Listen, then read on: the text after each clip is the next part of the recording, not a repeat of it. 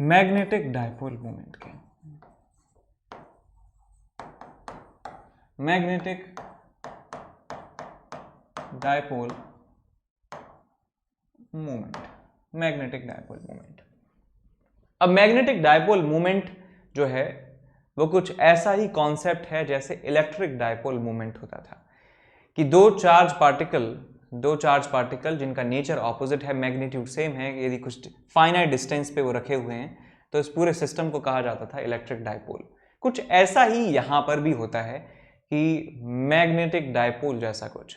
तो उस चीज को समझने के लिए पहले हम बात करते हैं एक करंट कैरिंग लूप की। तो मैं नेक्स्ट पेज पर पहले आपको करंट कैरिंग लूप के बारे में समझाता हूं, उसके बाद हम इस मैग्नेटिक डायपोल मोमेंट पर आएंगे। तो पहले हम बात कर रहे हैं करंट कैरिंग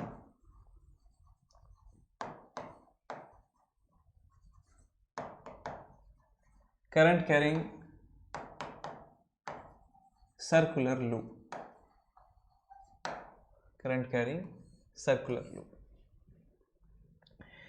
तो मान लीजिए हमारे पास एक लूप है जिसमें करंट फ्लो होता है I के बराबर इसमें करंट फ्लो होता है।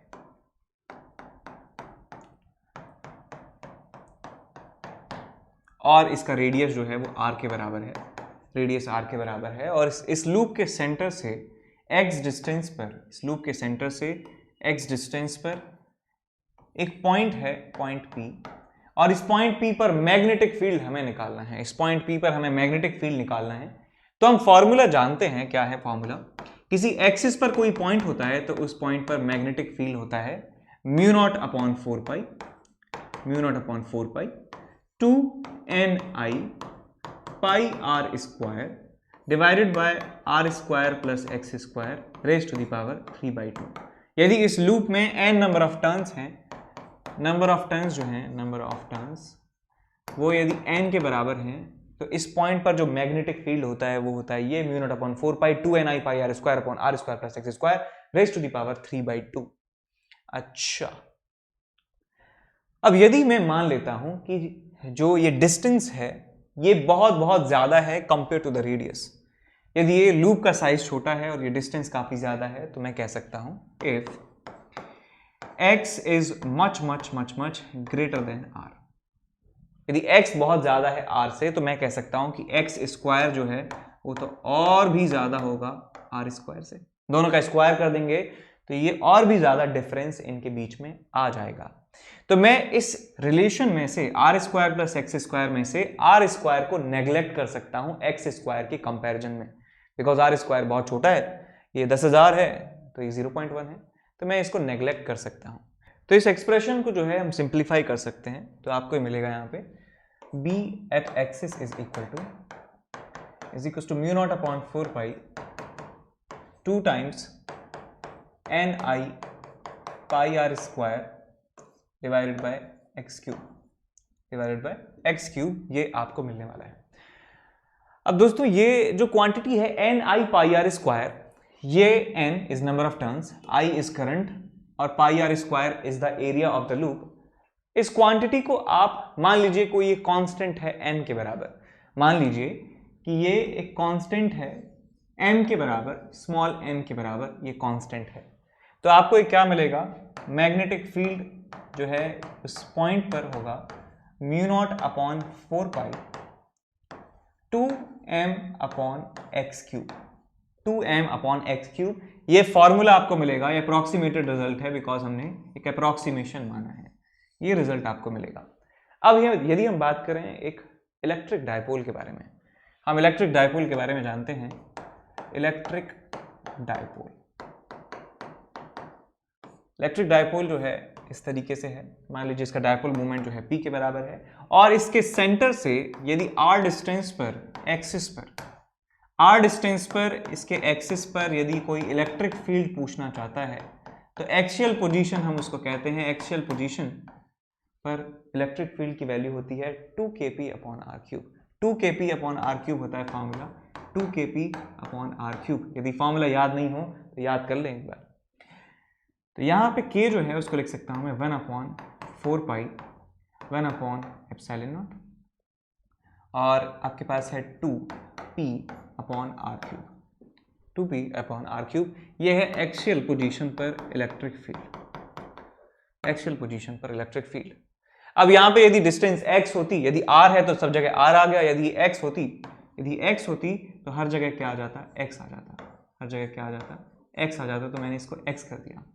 अब मैं ये रिलेशन एक्सिस पर इलेक्ट्रिक फील्ड और यहां देखिए एक्सिस पर मैग्नेटिक फील्ड, इसको मैं अगले पेज पर दिखा देता हूं कि बी एक्सियल जो है, बैक्सियल, ये है 1/4π μ0 2 × m/x³।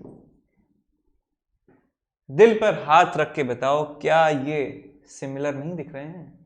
क्या ये सिमिलर नहीं दिख रहे हैं? मुझे तो दिख रहे हैं। यहां पे 1/4π है, यहां पे 1/4π है, यहां 1/ε0 है या μ0 है, और यहां पे 2 है, यहां पे 2 है, यहां पे x³ है, यहां पे x³ है, ये p है और ये m है। p जो है वो डायपोल मूवमेंट होता है, चार्ज इनटू उनके बीच का सेपरेशन। क्या है? चार्ज इनटू उनके बीच का सेपरेशन। और m क्या है? m है number of turns into current into area, number of turns into current into area. तो हम ये कहते हैं, ये थ्योरेटिकल है पूरा स्टेटमेंट, कि जिस तरीके से एक डायपोल मूवमेंट होता है इलेक्ट्रिसिटी में, इलेक्ट्रोस्टैटिक्स में, जिस तरीके से इलेक्ट्रोस्टैटिक्स में डायपोल मूवमेंट होता है, इलेक्ट्रिक डायपोल मूवमेंट, वैसे ही एक करंट कैरिंग लूप को एक मैग्नेटिक डायपोल मूवमेंट की तरह माना जा सकता है, बिकॉज इनके इलेक्ट्रिक फील्ड का जो पैटर्न है वो एक समान है।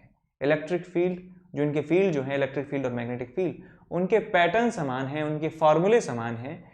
तो हम ये मान सकते हैं कि जो करंट कैरिंग लूप होता है वो एक मैग्नेटिक डायपोल मूवमेंट जो है उसकी तरह बिहेव करता है, मैग्नेटिक डायपोल की तरह बिहेव करता है। मैग्नेटिक डायपोल का मतलब एक परमानेंट मैग्नेट जिसमें नॉर्थ और साउथ जो है होते हैं, वैसे बिहेव करता है करंट कैरिंग लूप। तो हम यहाँ पे लिखते हैं that means current carrying loop behaves as a permanent magnet आपने देखी है, permanent magnet, and it has same magnetic field pattern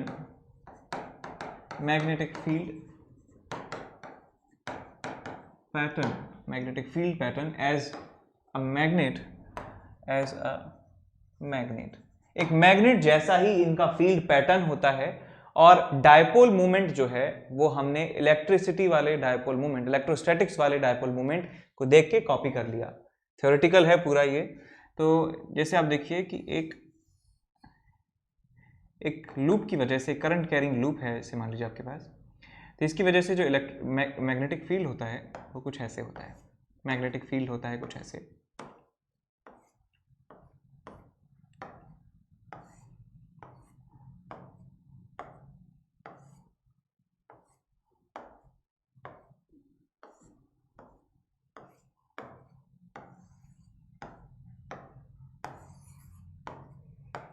ऐसे ही यदि मैग्नेट को साइड बाय साइड रखते हैं, एक मैग्नेट को यदि आप साइड बाय साइड रखते हैं, ये नॉर्थ है, ये साउथ है, तो उसकी वजह से जो मैग्नेटिक फील्ड होता है वो भी कुछ ऐसा ही होता है।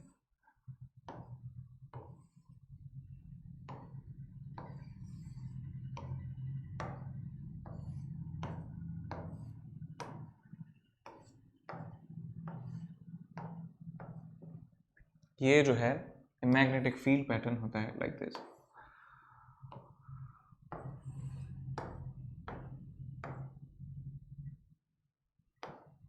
सॉरी, ये ऐसे इस तरीके से मैग्नेटिक फील्ड पैटर्न होता है। ऑलमोस्ट जो है वो सेम मैग्नेटिक फील्ड पैटर्न है। तो हम इस लूप को मान सकते हैं एक मैग्नेट की तरह। और जैसे ये हमारे पास एक डायपोल होता है, इलेक्ट्रिक डायपोल, जिसमें नेगेटिव चार्ज और पॉजिटिव चार्ज होते हैं कुछ इस तरीके से, ऐसे ही हम मान सकते हैं कि ये पोल जो है ये भी एक मैग्नेटिक चार्ज की तरह काम कर रहे हैं। ये भी एक मैग्नेटिक चार्ज है, ये नेगेटिव मैग्नेटिक चार्ज है, पॉजिटिव मैग्नेटिक चार्ज है। और ऐसे कह सकते हैं कि लूप भी जो है कुछ इस तरीके से ही बिहेव करता है, जैसे एक मैग्नेट यहां पे रख दी हो, एक मैग्नेटिक डायपोल यहां पे रख दिया हो। तो लूप के लिए भी एक मैग्नेटिक डायपोल मोमेंट डिफाइन किया जाता है, कॉपी करके हमने लिखा है इलेक्ट्रिक डायपोल मोमेंट से। तो यहां पे हम लिखते हैं कि एक मैग्नेटिक डायपोल मोमेंट जो है, मैग्नेटिक डायपोल मोमेंट होता है फॉर अ लूप, यदि एक लूप में मान लीजिए आपके पास नंबर ऑफ टर्न्स जो हैं वो n नंबर ऑफ टर्न्स हैं, n is the number of turns. Current इसमें जो फ्लो होने वाला है वो I के बराबर है, करंट जो है I के बराबर है, और इसका एरिया जो है, इस लूप का जो टोटल एरिया है बेटा, वो टोटल एरिया A के बराबर है, टोटल एरिया A के बराबर है। तो इस तीनों का जो प्रोडक्ट है वही कहलाता है हमारा मैग्नेटिक मोमेंट या मैग्नेटिक डायपोल मोमेंट उसको कहते हैं। मैग्नेटिक डायपोल मोमेंट कहें या मैग्नेटिक मोमेंट कहें, बात एक ही है। ये है आपका मैग्नेटिक मोमेंट, हेडिंग में लिखा ही है।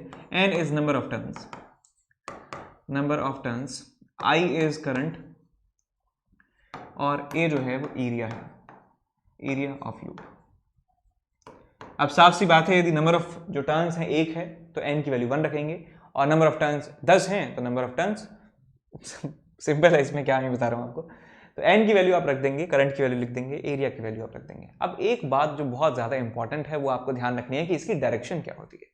अब हम सिंपल तो उसकी बता देते हैं कि इलेक्ट्रिक डायपोल की डायरेक्शन की माइनस चार्ज से प्लस चार्ज की तरफ होती है, लेकिन यहाँ पे जो डायरेक्शन कैलकुलेशन है वो थोड़ा सा ट्रिकी है। तो डायरेक्शन यहाँ पे हम लिखे हैं कि direction of magnetic moment, direction of m। तो करना क्या है आपको कि अपना सीधा हाथ लेना है, और उसको करंट के जो फ्लो है, करंट का जो डायरेक्शन है, उस डायरेक्शन में कर्ल करना है बस।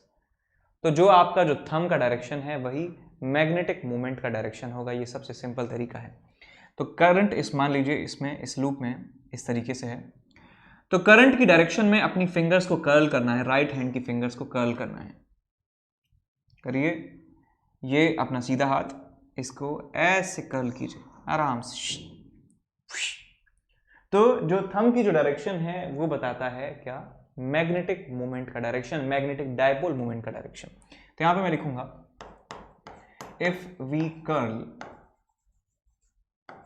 All the fingers of right hand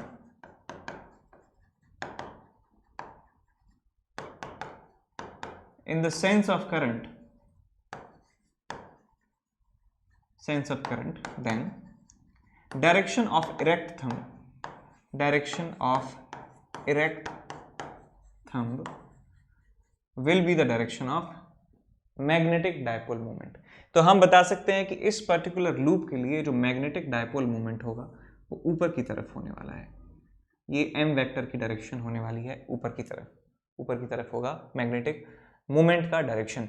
और एग्जांपल करके बताइए, मान लीजिए आपके पास कुछ इस तरीके से लूप है और इसमें करंट जो है ऐसे फ्लो हो रहा है, तो बताइए इसमें कि मैग्नेटिक मोमेंट का डायरेक्शन किस तरफ होगा।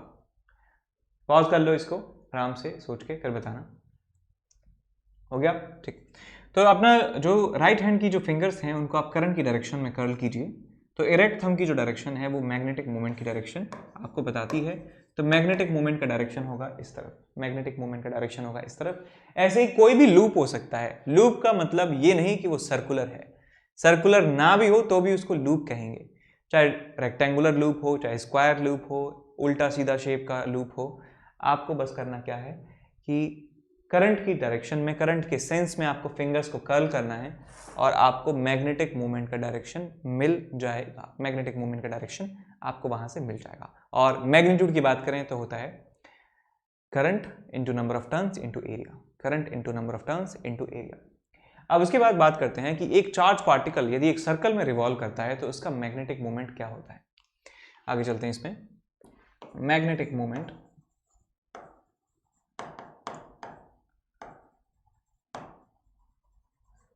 Moment of charge particle revolving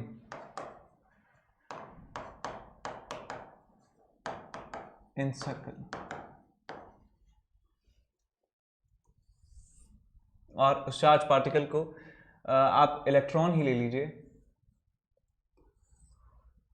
of electron revolving in circle, revolve in circle, circle circular orbit से यहाँ पे बात है। ऑर्बिट में बोर मॉडल जो है आपको याद होगा, बोर मॉडल में कहा गया था कि एक एटम के अंदर उसके सेंटर पर छोटा सा पोर्शन जो है वो न्यूक्लियस होता है, और न्यूक्लियस जो है पॉजिटिवली चार्ज होता है। उस न्यूक्लियस के चारों तरफ इलेक्ट्रॉन जो है वो एक सर्कुलर ऑर्बिट्स में रिवॉल्व करते हैं। उन सर्कुलर ऑर्बिट्स की जो एनर्जी है वो डेफिनेट होती है, एक पर्टिकुलर एनर्जी होती है उन ऑर्बिट्स की। और इलेक्ट्रॉन्स की ये, इलेक्ट्रॉन्स के पास एक कंस्टेंट होता है कि वो एक सर्टेन ऑर्बिट्स में ही घूम सकते हैं। अपनी मन मर्जी का रेडियस का, अपनी मन मर्जी की एनर्जी का ऑर्बिट वो नहीं बना सकते हैं, वो प्री डिफाइंड होते हैं। पैदा होते ही एटम के डिफाइन हो जाता है कि ये जो है इन पर्टिकुलर एनर्जी लेवल्स में ही इलेक्ट्रॉन घूम सकता है। तो हम वही बात कर रहे हैं कि मान लीजिए कि हमारे पास एक न्यूक्लियस है, न्यूक्लियस का जो चार्ज है वो होता है Ze के बराबर। एक पर्टिकुलर एटम है जिसका एटॉमिक नंबर है Z, तो उसमें नंबर ऑफ प्रोटॉन्स हैं वो Z इंटू E के बराबर होंगे, और उन Z के बराबर होंगे प्रोटॉन्स, और उनका टोटल चार्ज हो जाएगा प्लस ZE। इस न्यूक्लियस के चारों तरफ जो है एक सर्कुलर ऑर्बिट में इलेक्ट्रॉन रिवॉल्व करता है।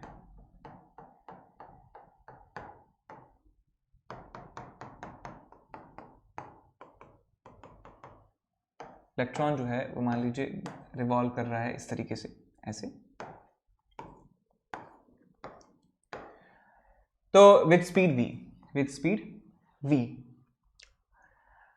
अब हम ये बात तो जानते हैं कि जिस डायरेक्शन में इलेक्ट्रॉन मूव करते हैं उसके ऑपोजिट डायरेक्शन में करंट होता है, उसके ऑपोजिट डायरेक्शन में करंट होता है। तो मैं कह सकता हूं इस लूप में करंट की बात करें तो करंट, इलेक्ट्रॉन का फ्लो जो है वो एंटी क्लॉकवाइज है, तो करंट जो है वो क्लॉकवाइज डायरेक्शन में होने वाला है, करंट होगा क्लॉकवाइज डायरेक्शन में।